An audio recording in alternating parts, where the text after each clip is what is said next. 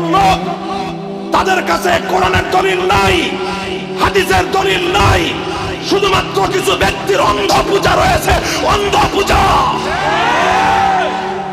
এই অন্ধ পূজারীদের হাত থেকে উম্মতকে হেফাজত করতে হবে। তোমাকে বুঝতে হবে আল্লাহর দ্বীন ইসলাম দুনিয়াতে দুই বুনিয়াদের উপর ঠিক থাকবে।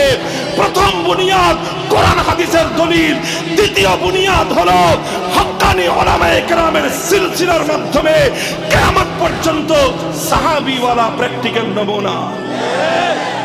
কাজেই যারা শুধুমাত্র কথায় কথায় কোরআন এবং হাদিসের রেফারেন্স দেও, আর এই কোরআন হাদিসের নম্বরের রেফারেন্স শুনে আমরা অনেকে আছি, অধিকাংশ মানুষ আমরা অভিভূত হয়ে পড়ি, আমরা ধরাশায়ী হয়ে যাই।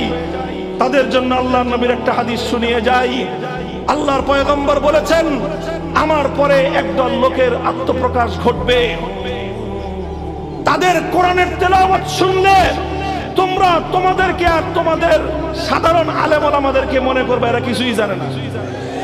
তাদের কোরআনের তেলাওয়াত হবে এত সুন্দর, এত মুগ্ধ, তাদের চেহারা সুরত হবে এত চমৎকার, এত সুন্দর, ওদের চেহারা দেখলে মনে হবে চেহারা থেকে নূর বের হয়, ওদের চেহারা দেখলে মনে হবে যে ওদের নামাজ আমাদের নামাজের চেয়ে কত সুন্দর, ওদের নামাজ মনে হবে তোমরা তোমাদের নামাজকে তাদের নামাজের সামনে কোনো নামাজই মনে করবে না। বুখারী শরীফের হাদিস, তুহাক্কিরুনা সালাতাকুম বিসালাতিহিম, তোমরা তাদের নামাজ দেখলে মনে করবা তোমাদের নামাজ তো হয়ই না। তোমরা তাদের কোরআন তেলাওয়াত শুনলে মুগ্ধ হয়ে যাবা, কিন্তু মনে রেখো ওই সমস্ত লোকদের অবস্থা হবে ওরা কোরআন পড়ে কিন্তু লা ইউজাবিজু হানাজিরাহুম, তাদের কোরআন তাদের কণ্ঠস্বর থেকে আসে, তাদের কোরআনের তেলাওয়াত তাদের হৃদয় থেকে আসে না। ইয়ামরুকুনা মিনাদ দ্বীন মুরুকাস সাহমি মিনার রামিয়াতি, এরা আল্লাহর দ্বীনের জন্য এত ভয়ঙ্কর ক্ষতির কারণ।